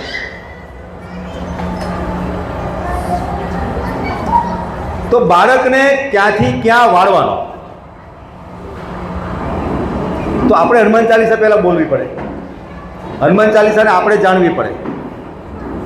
બાળકને આપણે ક્યાંથી ક્યાં લઈ જવો છે, બાળકને કેવી રીતે આપણે ડાયવર્ટ કરવો છે, બાળકની દિશા કેવી રીતે આપણે નિર્ધારિત કરવી છે. તો અમુક વખતે માત્ર વાત કહેવાથી નહીં ચાલે, એની પાસે કેટલા કામો કરાવી લેવા પડે. બાળક એકદમ નહીં સમજે હનુમાન ચાલીસા અને હનુમાન ચાલીસાની ચોપાઈ ને બાકી બધું નહીં ખબર પડે. હા, એને હનુમાનજી ખબર પડી જશે, પણ એનામાં એક શોખ આપણે ઊભો કરી શકીએ કે કલર પૂરવાના. હા, કલર પૂરવાનું કોઈ પણ વ્યક્તિને ગમે, કોઈ પણ ઉંમરનો વ્યક્તિ હોય એને ચિત્રકામ ગમે ગમે ગમે, કેમ કે પ્રકૃતિએ મૂકેલી આ વ્યવસ્થા છે. એમાંથી કેટલાક ચિત્રકાર બની જતા હોય છે. હા, કેટલાક ચિત્રકાર હોય છે, આપણે બધા ચિત્રકાર છીએ, પરંતુ આપણે પ્રયત્ન નથી કર્યો એટલા માટે આપણે ચિત્રકાર નથી બની શક્યા. બાકી ચિત્રકામ બધાને ગમે. આજે પણ હાવ નવરી બજાર જ્યારે હઈશું ત્યારે આપણે શું કરતા હઈશું, જોજો, પેન હોય, કાગળ હોય, તો આપણે શું કરીશું, કાંઈ ને કાંઈ લીટા તો કરીશું પેપર ઉપર. હા, એનો મતલબ કે એ આપણામાં પડેલું તો છે. તો બાળકમાં બાળકની શક્તિ જોઈને, બાળકના ગુણ જોઈને, બાળકના શોખ જોઈને એને કેવી રીતે વિકાસ કરવાનો, એના માટે પહેલાં પોતે તૈયાર થવાનું. શિવાજી મહારાજ એમને તૈયાર નહોતા થયા. જીજા માતાએ પોતાનું જીવનભર એક તપ કરેલું હતું, એક અનુષ્ઠાન કરેલું હતું, અને એના પરિપાક રૂપે શિવાજીનો જન્મ થયો. અને જ્યાં સુધી શિવાજીનો જન્મ થયો ત્યાં સુધી એમણે માત્ર ને માત્ર આ દેશમાં મોગલ સામ્રાજ્યનો અંત થવો જોઈએ, આ આતંકમાંથી દેશને મુક્ત કરવો છે, અને એવો શિવનો અંશ મારા કુખમાંથી જન્મ લે, આવા વિચારો સતત એમણે કર્યા. અને ત્યારે જે જન્મ થયો અને ત્યારે એનું નામ શિવ પડ્યું, અને ત્યારે એને એવી રીતે સંસ્કાર સાથે એને મોટા કરવામાં આવ્યા. અને જ્યારે એ હજુ તો કિશોરાવસ્થામાં હતા ત્યારે એને પહેલો કિલો શિવનેરી ઉપર જઈને ત્યાં આગળ પ્રતિજ્ઞા કરી, પોતાના અંગૂઠાનું રક્ત ત્યાં આગળ શિવલિંગને તિલક કરીને, કે હું આ દેશમાં હિન્દુ સામ્રાજ્યની સ્થાપના કરીશ. નાના નાના બાલુડા હતા, 12, 13, 15 વર્ષના, અને એમણે મોગલ સામ્રાજ્યની સામે અમે લડીશું એવું જાહેર કર્યું. જીત્યા, હિન્દુ રાજ્યની સ્થાપના કરી. ભારત માટે સુવર્ણનો દિવસ હતો એ, એમનું સામ્રાજ્યની એમની પ્રાણ પ્રતિષ્ઠા થઈ ત્યારે, રાજ્યાભિષેક થયો ત્યારે. તો એ વાતો આપણા બાળકોને, આપણા જ છોકરાઓ, એસપીમાં ભણેલા છોકરાઓ એમના બાળકોને કેવી રીતે તૈયાર કરે છે. એક ક્લાસ 2 ઓફિસર છે નવસારી બાજુ, હા, એમણે ઘરમાં ટીવી નથી રાખ્યું. એમનો દીકરો છે નાનો, એ હવે લગભગ 3 વર્ષનો થયો હશે. ટીવી નથી રાખ્યું. મોબાઈલ, બંને લોકો એ દીકરાને જોતા હાથમાં મોબાઈલ નથી રાખતા. દીકરો સૂઈ જાય પછી એને જેટલું કામ કરવાનું હોય એટલો જ સમય મોબાઈલ એ હાથમાં રહે છે, બાકી દીકરાને જોતા હાથમાં મોબાઈલ પણ નથી રાખતા. અને તમને બધાને કદાચ ખબર હશે કે ઓશિકું આવે છે, આમ બુક ટાઈપનું હોય છે, એક પાના હોય, અને એની ઉપર કંઈ ને કંઈ ચિત્રો અને બધું લખેલું હોય, ઓશિકું જ આવે છે આખું. એ ઓશિકામાં એણે આવા મહાપુરુષોના ચિત્રો, આવી રીતના કક્કો બારાખડી અને પશુ પંખીના ચિત્રો એવા બધા કરી, આમાં વધારે પડતા મહાપુરુષોના હોય એવું એક ઓશિકું લેવા છે. અને છોકરાને જમવાનો સમય થાય એ પહેલાં એ ઓશિકું એને આપી દે, એ જોવા માટે, બોલે, પૂછે આ શું છે, માં એની કહે, અને એમ કરતાં કરતાં એ છોકરાને જમાડી દે છે. નહીં તો અત્યારે શું થાય છે, બાળકને જમાડવું હોય એટલે મોબાઈલમાં કાર્ટૂન કરીને આપી દેવાનું. હા, એ કાર્ટૂન સિરીઝ જોતો જોતો એ બાળક જમે. હા, એટલે એના મનના વિચારો પણ એ કાર્ટૂન જેવા એના મનના વિચારો ચાલતા જ હોય. પછી મોટા થતાં શું થાય, આપણે ઘણા બધા બાળકોને જોઈએ છીએ, બરાબર. તો જમતી વખતે આપણા મનમાં કેવા વિચારો ચાલવા જોઈએ? સારા વિચારો ચાલવા જોઈએ. જમવું એ માત્ર જમવા પૂરતું સ્થૂળ પર કામગીરી નથી. એ જમવું એટલે એક પ્રકારનો યજ્ઞ આપણે ત્યાં કીધો છે. હા, અને આ હવનકુંડ છે, આપણી હોજરી એ હવનકુંડ છે. એમાં આપણે આહુતિ આપીએ છીએ કોળિયા દ્વારા. પવિત્રતા, શુદ્ધતા છે એની અંદર. અને એ આહુતિ દ્વારા આપણા શરીરને સ્વસ્થ અને સુઘડ બનાવવાનું છે. એ ભાવ સાથે, અને આપણે જમતા પહેલાં આપણે મંત્ર જ બોલીએ છીએ, ભગવાનને પ્રાર્થના કરીએ છીએ, પહેલાં એમને જમાડવાના ભાવ સાથે, અને પછી પ્રસાદના ભાવ સાથે કે આ પ્રસાદ થયેલો છે ઠાકોરજીને ધરાવેલો, એ હું ગ્રહણ કરું છું. તો બાળકને આપણે કાર્ટૂનના ચિત્રો બતાવતા બતાવતા જમાડીએ, બાળકની સ્થિતિ શું થાય? આ એક સાયકોલોજી છે, હ્યુમન સાયકોલોજી છે, અને સમજવું, તમે બધા ભણેલા છો. તો બાળકને નાનપણથી જ આદત પાડવી કે માગે એ આપવું કે નહીં આપવું. આપણે બધા વિચાર કરીએ કે આપણે નાના હતા ત્યારે આપણને માગેલું તરત મળી જતું હતું. કેટલા લોકોને માગ્યું તરત મળી ગયું છે? કોઈને નહીં મળ્યું. એનો મતલબ આપણા મમ્મી પપ્પા આપણને આપતા નહોતા? આપતા હતા, પણ એમની સગવડે એમને યોગ્ય લાગે કે હવે આ વસ્તુની આને હવે પાકી જરૂર છે ત્યારે લાવીને આપતા હતા. આપણે બાળકને શું કરીએ છીએ? એ વેન કરે એટલે એને આપી દેવાનું. હા, એ આડું થાય એટલે આપી દેવાનું. રડારોડ કરે એટલે એને કંઈ પણ પ્રકારે શાંત કરવા માટે, એટલે શું, તો જે માગે છે આપી દેવાનું. એને ખાવું નથી. હા, એને રોટલી શાક નથી ખાવું, એને દાળ ભાત નથી ખાવા, એને આપણે જ્યાં કંઈ પણ રસોડામાં પકવેલું છે એવું કંઈ ખાવું નથી, એને કંઈક બીજું માગે છે, તો શું કરીએ છીએ? તરત આપી દઈએ છીએ. તો બાળકના શરીરનો વિકાસ એની ઉંમરના પ્રમાણમાં એનું શરીર જેવી શક્તિ એના શરીરમાં થવી જોઈએ, એની માનસિક શક્તિનો વિકાસ થવો જોઈએ. એના માટે યોગ્ય આહાર આપવો પણ જરૂરી છે. આપણે નથી આપી શકતા. કેમ? તો કે આપણે એને સરળતાથી એમાંથી છૂટવાનો પ્રયત્ન કરીએ છીએ. બાળક રડે છે તો એને શાંત કરાવતા આપણને નથી આવડતું. એને જલ્દીથી એને રડતો બંધ કરાવવો છે આપણે. એટલા માટે એને જે માગ્યું છે આપી દે. અને એના કારણે થયું છે શું? આજે એક વસ્તુ તમે વિચારો કે આપણે ત્યાં બાળકો સમજણા થયા અને આપણા ઘરમાં જે કંઈ પણ જમવાનું બનતું હશે, અલગ અલગ વાનગીઓ બનતી હશે, અઠવાડિયામાં 2-3 વખત અલગ અલગ પ્રકારની વિશેષ વાનગીઓ પણ બનાવતા હોઈશું. આપણી કળાના કારણે આપણને બધાને આવડતું હશે. તો એના કારણે આપણા બાળકને ખુશી થાય છે. ખુશી થાય છે તો એ કેટલો સમય રહે છે? અને તમે તમારી જાતને જુઓ કે તમને કોઈ પણ ખાવાની ચીજ મળતી હતી ત્યારે ખુશી થતી હતી. કેવી રીતે થતી હતી? કેટલો સમય એ ખુશી રહેતી હતી? અહીંયા થોડા મોટી ઉંમરના છે, બધાને ખબર છે કે મહેમાન આવે ત્યારે દાળ ભાત, લાડુ, ભજીયા, હા, એ બનતા. એ પહેલાં બનતા નહીં ક્યારે. હા, પ્રસંગો હોય, તહેવારો હોય ત્યારે બધું બનતું, પરંતુ સામાન્ય વ્યવહારની અંદર કોઈ મહેમાન આવે ત્યારે પૂરી ત્યારે બને. તો એ દિવસે અમારા બધાનો આનંદ કેવો હતો? રાહ જોતા થાળી ક્યારે પડે, મહેમાન ક્યારે જમી રહે, પછી આપણે જમીએ. હા, તો એ કંઈક મળ્યાનો આનંદ. અને એ આનંદ સાથે જમતા જમતા જમતા જે આપણા આ યજ્ઞકુંડમાં આપણે આહુતિ આપતા હતા, અને એની જે પવિત્રતા શરીરમાં ફેલાતી હતી, અને એના ગુણ આપણા શરીરને પોષિત કરતા હતા, આપણા કોષો જીવતા થતા હતા, એના કારણે આપણું શરીરનું એક બંધારણ બનતું હતું. આપણા બાળકને કોઈ પણ ચીજ વસ્તુ આપી દો એનો આનંદ નથી. એક નાનો અમથો પણ એક પેન્સિલ કે રબર મળતી હતી તો કેટલો આનંદ થતો હતો. આપણા બાળકને આનંદ છે પેન્સિલ રબર મળ્યાનો? એમ કહે છે કે ના ના મારે આ નથી જોતું, તરત ફેંકી દેશે. એટલે આનંદ જ નથી. કેમ આનંદ નથી? આપણા કારણે આનંદ નથી. કેમ? તો કે માગ્યા પહેલાં આપણે આપી દઈએ છીએ. બાળક માગતા પહેલાં આપણે બધું પીરસી દઈએ છીએ. કેમ?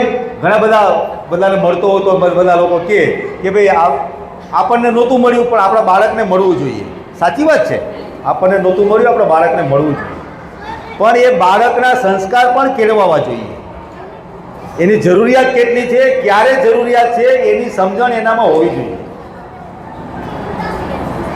તો સૌથી પહેલી વાત પાછા વળવાની છે એ આ બાળકના સંસ્કાર માટે રસોડાથી પાછું ફરવાનું છે, માતૃભાષાથી પાછું ફરવાનું છે, દાદા દાદીના ખોળા તરફ બાળકને પાછું વાળવાનું છે. તમારામાંથી કેટલા લોકો એવા છે કે રોજ સાસુમા સાથે વાત કરે છે? રોજ સાસુમા સાથે વાત કરે છે. 2-3 લોકો છે. અચ્છા, ભેગા જ છે સાસુમાં, અત્યારે ભેગા જ છે, એવા કોણ કોણ છે? અચ્છા, સરસ. પણ ગામડે રહે છે, સાસુમાં ગામડે રહે છે, તમે અહીંયા એક રહો છો અને રોજ વાત કરો છો, એવા કોણ કોણ છે? કોઈ નહીં. અચ્છા, નણંદબા સાથે વાત કરે છે એવા? એ પણ ભેગા છે? એ એમના ઘરે છે, તો રોજ વાત કરો છો, પણ ફ્રિકવન્ટલી એમ અઠવાડિયે 10 દિવસે રેગ્યુલર વાત થઈ જાય, બરાબર, ઠીક. અચ્છા, તમારામાંથી તમારા બાપુજી પપ્પા એ અહીંયા નથી, એ ગામડે છે અને રોજ વાત કરીએ છીએ. રોજ એટલે લગભગ એવરેજ રોજ થઈ જાય છે એમ, ઠીક. અને ભાઈ સાથે પણ રોજ વાત કરીએ છીએ. હા, તો વિચાર કરો. અને બીજું, કેટલા જણ તમારામાંથી એવા છે કે બેન સાથે રોજ વાત કરીએ છીએ? તમારી બહેનો રોજ વાત કરીએ છીએ? હા, ઠીક. અને તમારી મમ્મી સાથે વાત કરીએ છીએ? પોતાની મમ્મી સાથે રોજ વાત કરીએ છીએ? સાચું બોલજો, કેમ કે ચહેરા ઉપરથી કેટલીક તો ખબર પડી જાય મને. સારું. હા, તો આપણા બાળકો માટે આ કરવું બહુ જરૂરી છે. આપણા બાળકોને જો આપણા પરિવાર સાથે જોડાયેલા રાખવા હશે તો સૌથી પહેલું આપણે જેના થઈને આવ્યા છીએ, હા, એટલે તમે જેના થઈને આવ્યા છો એ પરિવાર સાથે નિયમિતપણે તમારો સંવાદ થવો જોઈએ. ભેગા રહેતા હોય તો પણ, અને ગામ રહેતા હોય તમે રહેતા હો તો પણ. તમારા પિયરમાં કરવી જ જોઈએ. એ પણ મા બાપ છે, આ પણ મા બાપ છે, પણ પ્રાથમિકતા આ મા બાપની. હું ઘણા બધા બહેનોને પ્રશ્ન કરું કે તમારા મમ્મી પણ બીમાર પડ્યા છે ને તમારા સાસુમાં પણ બીમાર પડ્યા છે, તો તમે કોની સેવા કરશો? એક જ સાથે બીમાર પડ્યા છે તો ક્યાં જશો તમે? હે?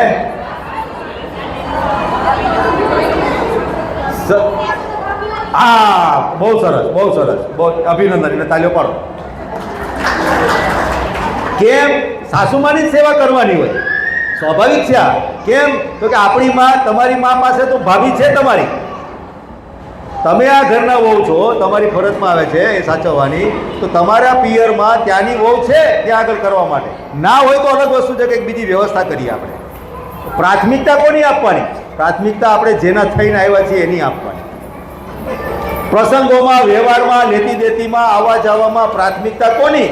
તો આપણે જેના થઈને આવ્યા છીએ એની રહેવી જોઈએ.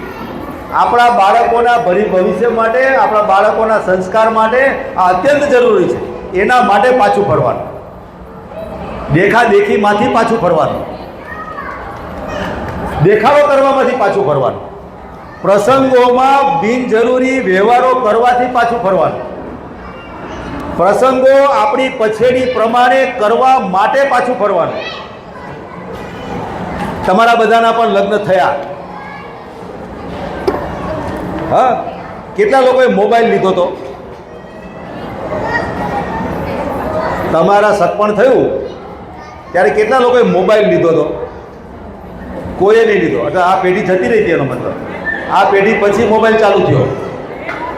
અચ્છા, સરસ. તો અમે કહીએ ત્યાં મોબાઈલ શેના માટે લેવાનો? તમારી પાસે મોબાઈલ તો હોય જ, પિયર હોય ત્યારે પણ. અત્યારે સમયમાં બધા પાસે મોબાઈલ. તો સગપણ થાય પછી એ છોકરા પાસેથી મોબાઈલ શા માટે લેવાનો? પ્રશ્ન થવો જોઈએ ને. તમારી પાસે મોબાઈલ છે જ, એન્ડ્રોઈડ છે, iOS છે, સારામાં સારો છે. પછી કોઈક હીરાને ખોટું લાગે તો અલગ વસ્તુ છે. હે કે મને તો રેડમી આપ્યો, મારે તો એપલ જોઈતો હતો. હે ખરું ને? તો અમે અમારા ભાઈઓને ત્યાં એસપીમાં કહીએ કે તમારે આપણા ઘરની દીકરી એટલે તમારી બેન માટે સગપણ થાય તો મોબાઈલ લેવાનો નહીં, માગવાનો નહીં. અને તમે જ્યારે સગપણ કરવા માટે જાઓ નક્કી કરો ત્યારે મોબાઈલ આપવાનો નહીં. આ શીખવાડીએ. તમે બધાએ સગપણ કર્યું હશે ત્યારે નોકરીનું પૂછ્યું હશે, વ્યવસાયનું ધંધાનું પૂછ્યું હશે, અને છેલ્લે ધીમે રહીને ખેતીનું પણ પૂછ્યું હશે. કેટલી જમીન છે પૂછ્યું હતું બધાએ?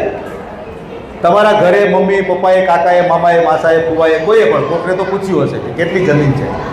હા, ત્યારે મનમાં શું વિચાર હતો કે આપણે ખેતી કરવાની છે? ખેતી કરવાની માનસિકતા સાથે કેટલા લોકો આવ્યા હતા કે અમે ખેતી પણ કરીશું? મનમાં હતું કે અમે ખેતી પણ કરીશું. બહુ સરસ, બહુ સરસ. હા, કે જરૂર પડશે તો અમે ખેતી પણ કરીશું. કોઈ નહીં. તો ખેતી શેના માટે જોઈએ? ખેતી કરવી નથી તો ખેતી શેના માટે જોઈએ? ખેતી જોતી હોય ખેતી કરવાની તૈયારી રાખવી જોઈએ. હા, અને ખેતી ઓછી હોય તો ઘણા બધા લોકોએ ના પણ પાડી હશે આગળના મૂર્તિયાઓ માટે કે એને તો જવા દો ને, ખેતી નથી એની પાસે, 5 વીઘા જ છે, અને 5 વીઘામાં 2 ભાઈઓ છે પાછા. હે, ના પાડી હશે. તો શેના માટે? અહીંથી પાછું ફરવાનું છે. ખેતી જોઈએ છે તો ખેતી કરવાની તૈયારી રાખો.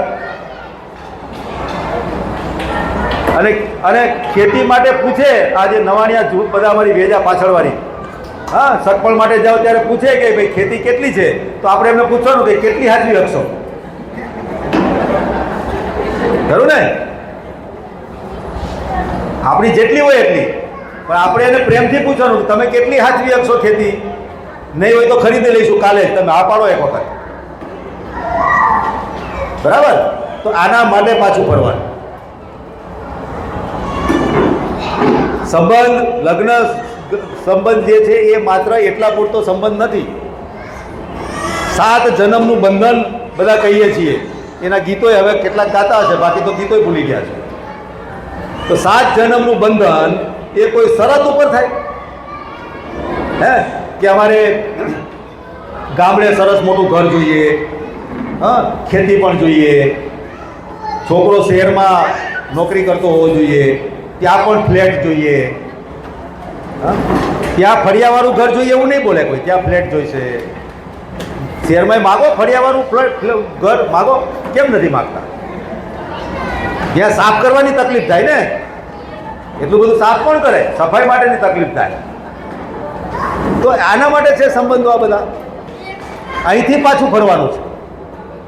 આ પેઢીના છોકરાઓને અને ભવિષ્યની પેઢીને સુરક્ષિત રાખવા માટે, સંસ્કારની રીતે સુરક્ષિત રાખવા માટે આપણે બધાએ પાછું ફરવું પડશે. આપણા વ્યવહારમાં પાછું ફરવું પડશે. એમને નહીં થાય. સામાજિક રીતે પણ આપણે પાછું ફરવું પડશે. સમાજમાં બધાને સાથે રાખીને રહેવાનો પ્રયત્ન પણ કરવો પડશે. હા, તમે બધા ગામડે જતા હશો તો આજે પણ આપણા જૂના આપણા વડીલો જે છે, ખૂબ મોટી ઉંમરના વડીલો, ગામની અંદર કોઈ પણ ફળિયામાં જાય એને માન મળશે, મળશે ને મળશે. કોઈ પણ જ્ઞાતિનું ફળિયું હશે, પરંતુ આપણો વડીલ ત્યાં જશે તો એને માનથી બેસાડશે, માનથી એની આગતા સ્વાગતા કરશે અને એની 2 વાતો સાંભળશે. કેમ સાંભળશે? કેમ તો કે આપણા વડીલોએ એ બધાને એક નજરે જોયા છે. આપણા જૂના વડવાઓએ આખા ગામને એક નજરે જોયો છે. કોઈ ઊંચ નીચ, નાનું મોટું, અછૂતું, અસ્પૃશ્ય, આભડછેદ કોઈનાથી નથી રાખ્યો. ત્યારે આજે આપણા ડોસાઓ એ માનપાનને પામે છે. આપણે કરીશું? આપણા મનમાં જ્ઞાતિવાદ છે. હા, આપણી જ્ઞાતિનું ગૌરવ ને અભિમાન હોવું જ જોઈએ, બિલકુલ. પરંતુ એની આડમાં બીજા કોઈ સમાજનું કે બીજી કોઈ જ્ઞાતિનું અપમાન આપણાથી કેમ થાય? નહીં થાય, ના જ થવું જોઈએ. અને આપણા વડવાઓ શું કરતા હતા? ખેતીમાં જે પાક ઉગે, જે કંઈ પણ ધાન પાકે ખેતરમાં, હા, એમાંથી ભાગ કાઢતા હતા બધાનો. એક ખેડૂત પરિવાર સાથે 7 જ્ઞાતિ જોડાયેલી રહેતી હતી અને 7 જ્ઞાતિના 7 ભાગ કાઢતા હતા આપણા વડવાઓ. હા, એની અંદર કઈ કઈ જ્ઞાતિઓ હતી? એક હરિજન હતું. ખેડૂતને હરિજનની પણ જરૂર પડે, ગામને પણ હરિજનની જરૂર પડે.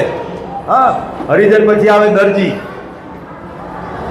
તમારામાંથી ઘણા બધાના ઘરે એ સમયની અંદર દિવાળીના સમયમાં દરજી સંચો લઈને ઘરે જ આવે તમારી, અને આખા વર્ષના ઘરના બધા લોકોના કપડાં સીવી આપે.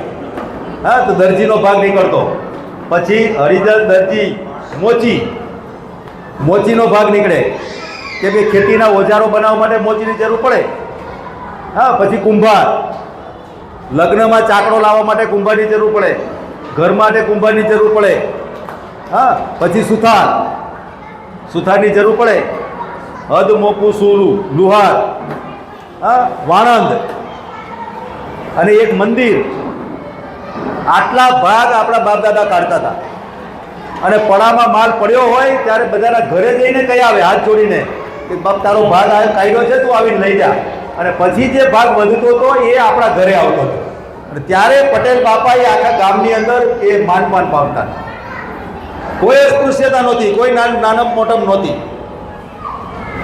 આપણા શેરીમાં હરિજન સફાઈ કરવા માટે જે આવે છે એ આપણા જ ઘરની ઓસરીએ બેસીને ચા પાણી કરી શકતો હતો. એના માટે આભરછેટ નહોતો. હા, કદાચ કેટલાક લોકો જે સમાજને તોડવાની વાતો કરે છે બધા કહેતા કે એને કાન તૂટેલા કપમાં જ અને અધરથી ચા રેડવામાં આવતી. હરિજનનો કપ કાન તૂટેલો જ હોય અને બહાર ત્યાં ડેલી આગળ એક ગોખલામાં મૂકી રાખે. આ અપમાન છે. એ પ્રકારની વાતો કહેનારા લોકો આ દેશમાં છે, પરંતુ એવું નહોતું. એ તમે આજકાલ હાઇજીનના નામે જે બાળકોને જે કરાવો છો ને, એ આપણા વડદાદાઓ એ હાઇજીન આપણા કરતાં સારું સમજતા હતા. કોરોના વખતે આપણે બધાને અસ્પૃશ્ય બનાવી દીધા હતા. આપણા ઘરના લોકોને કોરોના થયો તોય આપણે એની નજીક નહોતા જતા. એ આભરછેટ નહોતું તો શું હતું? આ નવા જમાનાનું આભરછેટ હતું. કોરોના આપણને સારી વાતો શીખવાડવા માટે આવ્યો, અને કોરોના વધારે રહ્યો હોત ને તો નવા જમાનાનું આભરછેટ આજે પણ હોત. હે, સગો દીકરો બાપને ઉઠાવવા તૈયાર નહોતો કોરોના થયો હોય તો. ઘરનો કોઈ સભ્ય કોરોનામાં પીડિત હોય તો ઘરના સભ્યો એનાથી આધાર રહેતા હતા. સેવાભાવી સંસ્થાઓના સ્વયંસેવકો આવીને લઈ જતા હતા દવાખાને, એના અગ્નિદાહ કરતા હતા. એને કોઈને કોરોના નહોતો થતો. તો એ આપણને કોરોનાએ આપણને હાઇજીન શીખવાડ્યું. હા, હાથ ધોવાના, સેનિટાઈઝ કરવાના, બહાર જઈને આવ્યા હોય તો નાહવાનું, કપડાં ધોઈ નાખવાના, આ બધું આપણને શીખવાડ્યું. આપણા બાપ દાદા શું કરતા હતા? આપણી ડેલીવાળી જે મેં વાત કરી, ડેલીમાં અંદર ઘૂસતાની સાથે એક બાજુ પાણીની વ્યવસ્થા રહેતી હતી, કે કુંડી હોય કે ડંકી હોય કે ત્યાં. તો બહારથી આવનાર દરેક વ્યક્તિ જાતે ડંકી ચલાવીને પાણી કાઢીને હાથ પગ મોઢું ધોતા. જેટલી વખત બજારમાંથી આવે એટલી વખત. તો એ સેનિટાઈઝ કરતા હતા પોતાની જાતને. ભલે ભણેલા નહોતા, એને ખબર હતી કે બજારમાં જઈને આવીએ 5-10 લોકોને અડીને આવ્યા હોય તો આપણે હાથ પગ મોઢું ધોવા પડે અને પછી ઓસરીના પગથિયા ચડાય. એને માટે કોરોનાની જરૂર નહોતી. તો આ બધું સમજવાનું છે કે આપણા બાપ દાદાઓ બહુ સાયન્ટિફિકલી રહેતા હતા. માણસને માણસ તરીકે રહેવાની વ્યવસ્થા સાથે રહેતા હતા. અને એટલા માટે પેલો હરિજનભાઈ સવારમાં ફરતો આવે ને આપણે ત્યાં ચા બનતી હોય તો એ ડેરીમાં અંદર આવીને એ ગોખલામાંથી એનો તૂટેલો કપ લઈ અને ત્યાં નીચે બેસતો, સફાઈ કરતો આવ્યો હોય એટલે. કેમ કે એના શરીર પર ઘણા બધા પ્રકારના જમ્સ હોય, કેમ કે ચાલુ સફાઈ આવેલો છે, એટલા માટે ત્યાં બેસતો હતો. અને ત્યાં આપણા રસોડામાંથી જે બેન એ ચા બનાવીને આવતા હતા તો પહેલાં એને આપતા હતા. આપણા ઘરના વડીલને પછી આપતા હતા. હા, એને આપતા હતા, એ અધરથી આપતા હતા. એની પાછળનું હાઇજીનનું કારણ હતું, અસ્પૃશ્યતાનું કારણ નહોતું. અને પછી સાંજ પડીએ બધા આખા ગામની સફાઈ કરીને એ ભાઈ ઘરે જાય, તળાવે જાય, નાહી લે, નદીએ જઈને ચોખ્ખો થઈ જાય, નવા કપડાં પહેરીને ફરી પાછો બજારમાં નીકળે અને સાંજ પડીએ ફરી પાછો આપણા ઘર બાજુ આવે. 4-5 વાગ્યાનો રોંઢો થયો હોય તો એ ડેલી ખોલીને એ ત્યાં નીચે નહોતો બેસતો, એ ઓસરી આવીને બેસતો. કેમ? તો કે નાહી ધોઈને ચોખ્ખો થઈને આવ્યો હતો, સેનિટાઈઝ થઈને આવ્યો હતો. અને એને રકાબી આપવામાં આવતી સ્ટીલની. એ વખતે અડારીઓ જ હતી બધી. અડારી કેટલા લોકોને ખબર છે? હા, તો એને અડારી આપવામાં આવતી. અને અડાડી હાથમાં રાખી અને સવારે જેટલી ઉપરથી ધાર થતી હતી એના કરતાં નજીકથી નીચે રાખીને એને ચા પીવડાવવા આવતી. તો આ અસ્પૃશ્યતા નહોતી, તો એને સમજવાનું છે. અને આજે આપણને જ્ઞાતિવાદના નામે અલગ અલગ પ્રકારની વાતો કરીને એકબીજી જ્ઞાતિથી આપણને દૂર કરવાના પ્રયત્નો થાય છે. એના માટે પાછું ફરવાનું છે. આપણી જવાબદારી છે કે સર્વ જ્ઞાતિઓને સાથે રાખવાની. આપણી જેટલી ત્રેવડ છે એ પ્રમાણે બધા લોકોને સાચવવાના. આપણા બાળકોના સુરક્ષિત ભવિષ્ય માટે દર વર્ષે આપણે નક્કી કરેલા વૃક્ષો વાવવા જોઈએ. કેટલા લોકો વૃક્ષારોપણ કરે છે? દર વર્ષે નક્કી કરો, તમારા બાળકનો જન્મદિવસ વૃક્ષારોપણથી ઉજવો, તમારા વર્ષગાંઠ લગ્નની વૃક્ષારોપણ કરીને ઉજવો, તમારા વડીલોની તિથિ કે શ્રાદ્ધના દિવસોમાં વૃક્ષારોપણ કરો. અને વૃક્ષ એટલે નાના અમથા છોડ થાય એવું નહીં, જે ખરેખર વૃક્ષ થાય. દેશી કુળના જે વૃક્ષો છે, આંબો, પીપળો, વડલો, ઉમરો, હા, સેવન, આ પ્રકારના, બીલી, અશોક, અર્જુન, ઔષધીય વૃક્ષો છે. તો આવા પ્રકારના વૃક્ષો વાવો અને એવી જગ્યાએ વાવો કે લાંબા સમય સુધી એ વૃક્ષોને કાપવા ના પડે. એવી જગ્યા શોધીને વાવો કે વૃક્ષ ખરેખર મોટું થાય, વિકસિત થાય. તો પૃથ્વીને બચાવવા માટે થઈને આપણા બાળકોના ભવિષ્યને સુરક્ષિત રાખવા માટે, નહીંથી આગળની પેઢીઓ આગમાં ઝૂલસી જશે. એટલી બધી ગરમી થવાની છે જો નહીં પાછા ફરીએ તો. આપણે આપણી સુખ સગવડોમાં વૃક્ષોનું નિકંદન કરીએ છીએ અને આપણે સુખ સગવડ ભોગવીએ છીએ, એસી લગાવીએ છીએ અને વાતાવરણને વધારે ગરમ કરીએ છીએ. આપણે બધા એસીમાં સૂઈએ છીએ, ચાલુ થઈ ગયું હશે. પરંતુ આપણે જ્યાં રહીએ છીએ ત્યાંથી કેટલા વૃક્ષો કપાયા? ચાલો જવા દો. પરંતુ આજે આપણે એવું નક્કી કરીએ કે ભાઈ એસીમાં ઓછામાં ઓછો સમય અમે રહીશું, ગરમીમાં રહેવાની શરીરને આદત પાડીશું. આ ભગવાને શરીર એવું બનાવ્યું છે કે તમે એને જેવી ટેવ પાડો એવું થાય.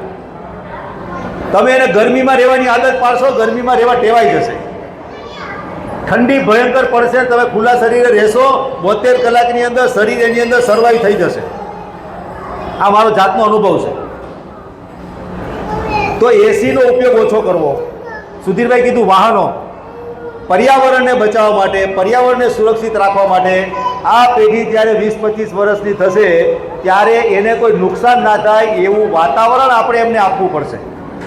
એના માટે અત્યારે આપણે સુધરવું પડશે. વાહનોનો ઓછો ઉપયોગ કરવાનો. ચાલીને જવાય છે ત્યાં સ્કૂટર લઈને નહીં જવાનું. સ્કૂટર લઈને 25-30 કિલોમીટર જવાય છે ત્યાં 4 વ્હીલ ગાડી લઈને નહીં જવાનું. આપણે કરવું પડશે. આજે આપણે જે જગ્યાએ રહીએ છીએ ત્યાં માણસો જેટલા વાહનો હશે. સામાન્ય થઈ ગયું છે કે ઘરમાં જેટલા વ્યક્તિ હોય એટલા વાહનો હોય. ખરેખર જરૂર છે એટલી? ચાલો, આપણી ભગવાને આપણને ખૂબ સારી સગવડ આપી છે, આપણી આર્થિક વ્યવસ્થા સારી છે, આપણે વાહનો વસાવી લીધા, પરંતુ એને વાપરવામાં તો વિવેક રાખીએ આપણે. તો આ બધું શીખવું પડશે. આપણી કેટલીક જવાબદારીઓ પણ છે સારા નાગરિક તરીકે. આપણા દ્વારા કોઈને અગવડ ઊભી ના થાય. આપણી સગવડ બનાવવા માટે આપણે કોઈની અગવડ બની જઈએ એવું ના થાય. એ આપણી નાગરિક ફરજ છે. આપણા દ્વારા કચરો ગમે ત્યાં ફેંકાય નહીં, એ આપણી જવાબદારી છે. કોર્પોરેશનની જવાબદારી તો એના ભાગરૂપે છે કે સ્વચ્છતા રાખશે, પરંતુ એ બધે નહીં પહોંચી વળે. તો આપણે કચરો ક્યાં કરીએ છીએ? આપણે કચરો કેટલો કરીએ છીએ? આપણા બાળકને આપણે કેટલું શીખવાડીએ છીએ? આપણા બાળકને અત્યારથી શીખવાડીએ કે ભાઈ કચરો ક્યાં નાખવાનો? આ થોડા ઘણા મોટા થઈ ગયેલા છોકરાઓ તો ખબર છે કે મોદી દાદા કહે છે કે કચરો નહીં કરવાનો, એટલે એ પોતાને ચોકલેટ ખાલેલું કે બીજું કાંઈ હશે ને પોતે ખિસ્સામાં નાખે છે આ છોકરાઓ. પણ આપણે ફેંકીશું એમને. હા, ચાલુ ગાડીએ ક્યાંક ફેંકીશું, ચાલુ ગાડીએ પાણીની બોટલ ફેંકીશું. પ્લાસ્ટિકનો ઓછામાં ઓછો ઉપયોગ અથવા પ્લાસ્ટિકનો ઉપયોગ નહીં કરવાનો. પ્લાસ્ટિક કેટલું બધું આપણે વેસ્ટ કાઢીએ છીએ આપણી સગવડ માટે થઈ. એ પ્લાસ્ટિક ક્યાં જાય છે? આપણા શરીરનું જેમ આપણા હૃદયનું કોલેસ્ટ્રોલ વધે છે ને, હા, તો આ પ્લાસ્ટિક એ આ પૃથ્વીનું અને પ્રકૃતિનું કોલેસ્ટ્રોલ વધારે છે. આપણે તો બાયપાસ કરીને જીવતા જ રહી જઈશું, 2-5 વર્ષ આપણે લાંબા ખેંચીશું, પરંતુ આ પૃથ્વી અને આ પ્રકૃતિનું કોલેસ્ટ્રોલના બાયપાસ કરવાની કોઈની તાકાત નથી. તો આપણે આપણી પૃથ્વી માતાનું આપણે અપમાન કરીને એની પર અત્યાચાર કરીએ છીએ, પ્લાસ્ટિક ગમે ત્યાં ફેંકીને. પ્લાસ્ટિક નહીં વાપરવાનો સંકલ્પ કરવો, એના માટે એક નાનો પ્રયત્ન અમે કરીએ છીએ, જે સુધીરભાઈ કીધું કે વન ટાઈમ યુઝ પ્લાસ્ટિક જે છે એને તમે ત્યાગ કરો સંપૂર્ણ. વન ટાઈમ યુઝ પ્લાસ્ટિક એક વખત વાપરીને ફેંકી દેવાનું છે, એવું પ્લાસ્ટિક હાથમાં નહીં પકડવાનું. એટલે બજારમાં જાઓ છો ને નાની મોટી ખરીદી કરો છો ને જબલું લો છો તમે, એ જબલા સામેથી નહીં માગો. બરાબર? સૌરાષ્ટ્રના પટેલના દીકરા દીકરીઓ છીએ આપણે, આપણને સીવતા આવડતું જ હોય. આપણા ઘરે ના સંચો કદાચ હશે જ મોટા ભાગના, નહીં હોય તો પડોશમાં હશે. બરાબર? એનો ઉપયોગ કરીને થેલીઓ બનાવતા શીખો, થેલીઓ બનાવતા આવડતી પણ હશે. ઘરમાં થેલી બનાવો કાપડની, બજારમાં લઈને જાઓ, વધારે બનાવીને આડોશ પડોશમાં આપો. અમે આવા કાપડના જબલા આપીએ છીએ. આજે તમને પણ એક આપીશું અમે કાપડનું જબલું. બરાબર? પણ સંકલ્પ કરવાનો, વન ટાઈમ યુઝ પ્લાસ્ટિક જબલું તો નહીં જ વાપરીએ. કેમ? તો કે અમારે કોલેસ્ટ્રોલ હૃદયનું અમારું નથી વધારવું, એવી રીતે અમે પૃથ્વીનું કોલેસ્ટ્રોલ ને પ્રકૃતિનું કોલેસ્ટ્રોલ પણ અમે નહીં વધારીએ. એનું પાપ અમે નહીં કરીએ. નાગરિક ફરજ છે. પાણીનો ઓછામાં ઓછો બગાડ થાય એવો એક પ્રયત્ન કરીશું. વાતાવરણને દૂષિત થાય એવું કોઈ કામ અમે અમારા ઘરમાં નહીં કરીએ. આ નક્કી કરવું પડશે. શાસન પ્રશાસનના જે નીતિ નિયમો છે એનું સંપૂર્ણ પાલન કરીશું. ટ્રાફિકના નિયમોનું ચુસ્ત પાલન કરીશું. બહારની સાઈડથી અમે ઓવરટેક નહીં કરીએ, ડાબી બાજુથી ઓવરટેક નહીં કરીએ. જગ્યા હશે તો જમણી બાજુથી નિયમ પ્રમાણે ઓવરટેક કરીશું. નહીં તો શું થાય છે, બહેનોમાં ખાસ રોડ ઉપર જતા હોય, હા એ કામ જતા હોય. હવે અહીંથી પણ એક આવે છે વાહન, ટુ વ્હીલર છે, ફોર વ્હીલર છે, અને આ બેનને આમ જવું છે તો એ જુએ છે કે આ વાહન અહીં આવી ગયું છે, તો એ આમ જઈને ફરી પાછી આમ જશે.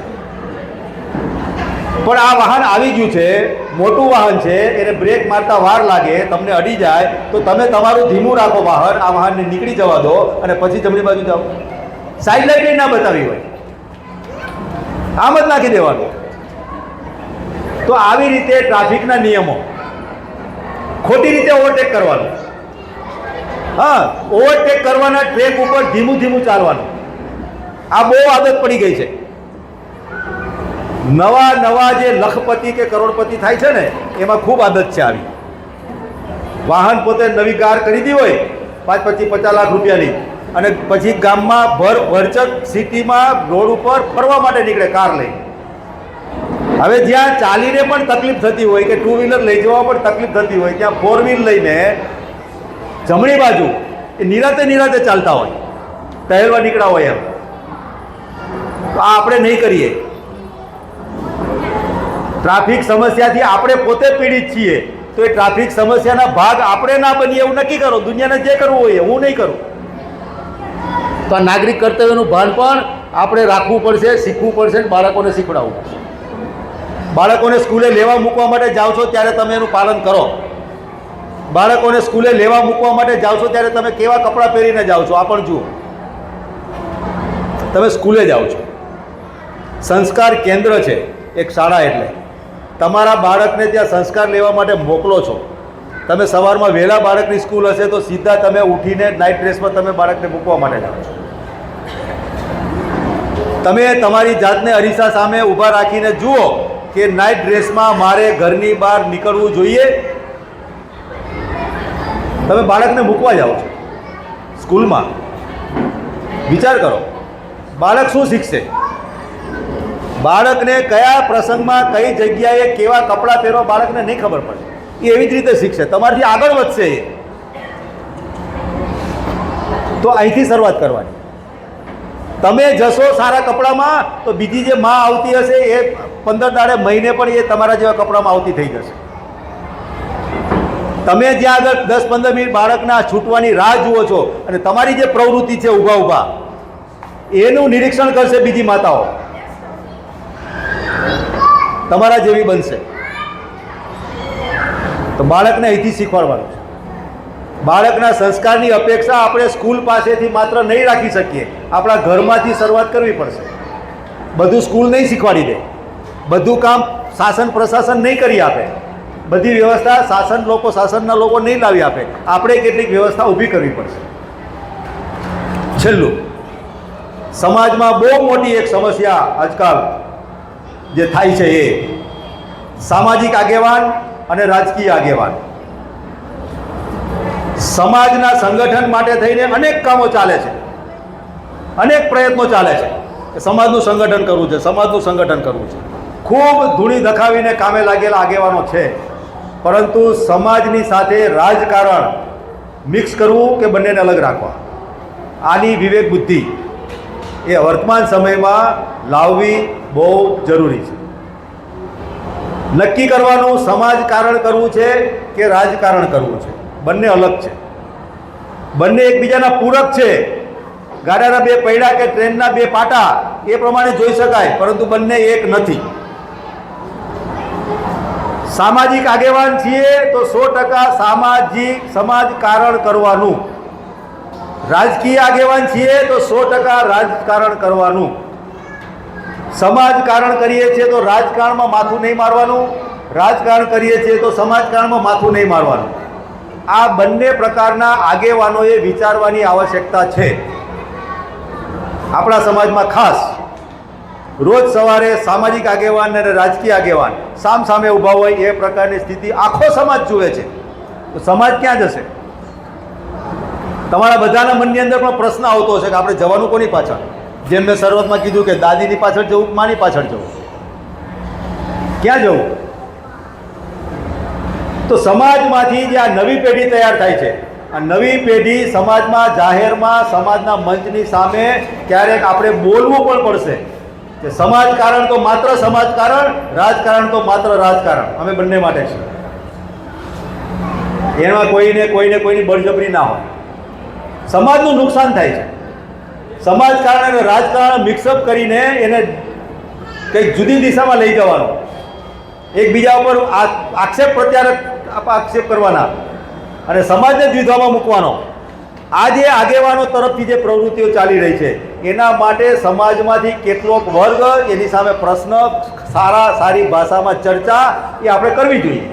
ચર્ચા ચાલુ પણ થઈ છે, કેટલાક લોકો સોશિયલ મીડિયામાં ચર્ચા કરી રહ્યા છે, પરંતુ એના રિસ્પોન્સ કેટલા મળે છે? તો સમાજકારણ કે રાજકારણ નક્કી કરવાનું. સમાજ સંગઠનના નામે જે વ્યક્તિ નીકળો છે તો માત્ર એને સમાજકારણ જ કરવાનું. સમાજમાં અનેક પ્રકારના પ્રશ્નો છે ઠીક કરવા માટેના. સમાજમાં આપણને બેરોજગારી દેખાય છે, તો રોજગારી વધારવા માટે સમાજ આગેવાનો શું કરશે? દીકરા દીકરીઓના લગ્ન પ્રસંગોની સમસ્યા છે, સામાજિક આગેવાન એની વ્યવસ્થા માટે શું કરશે? સમાજમાં વિશ્વાસનું પ્રમાણ ઘટી ગયું છે, તો વિશ્વાસ પાછો લાવવા માટે સામાજિક આગેવાન શું કરશે?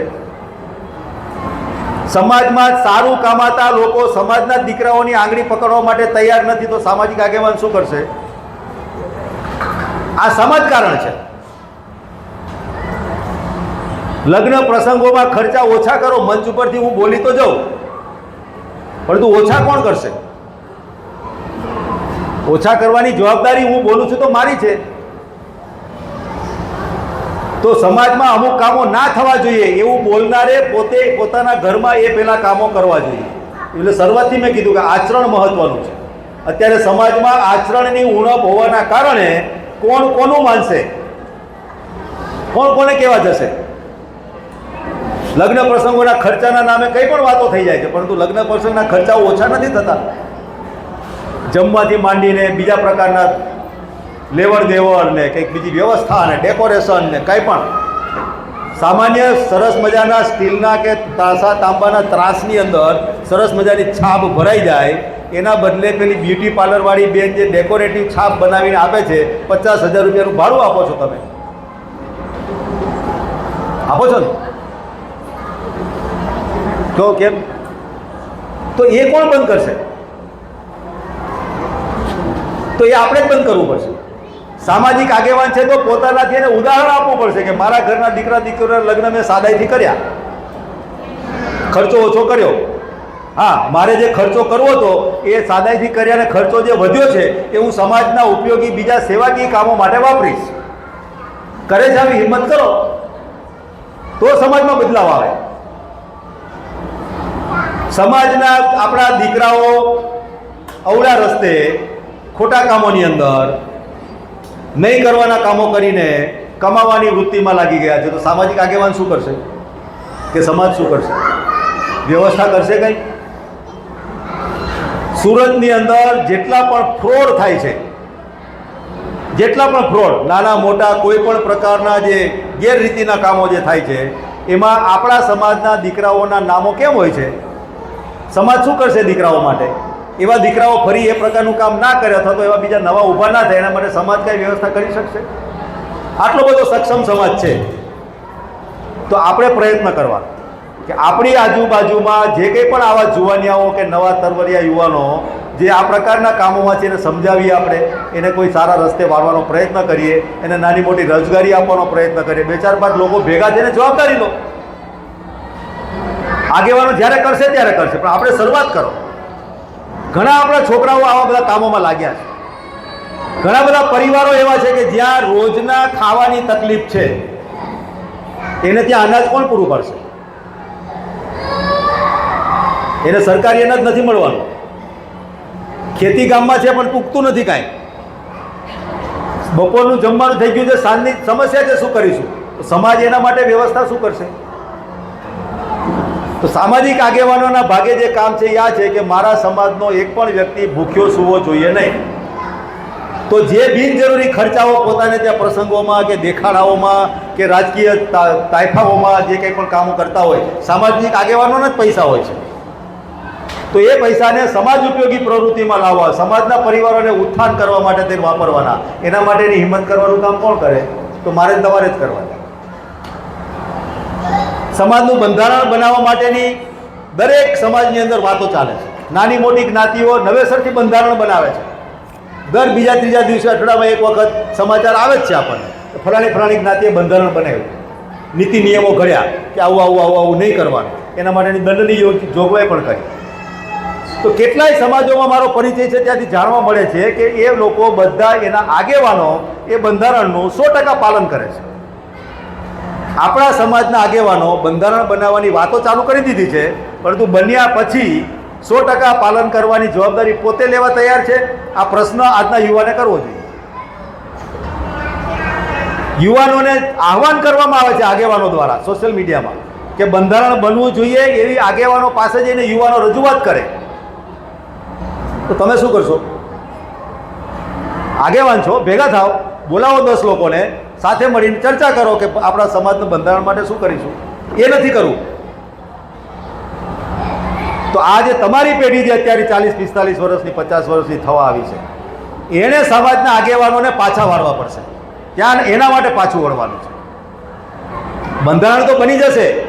આજથી 80-85 વર્ષ પહેલાંય મીઠાભાઈને બધા રાજકોટમાં હતા, ત્યારનું બંધારણ સોશિયલ મીડિયામાં ખૂબ ફરી રહ્યું છે.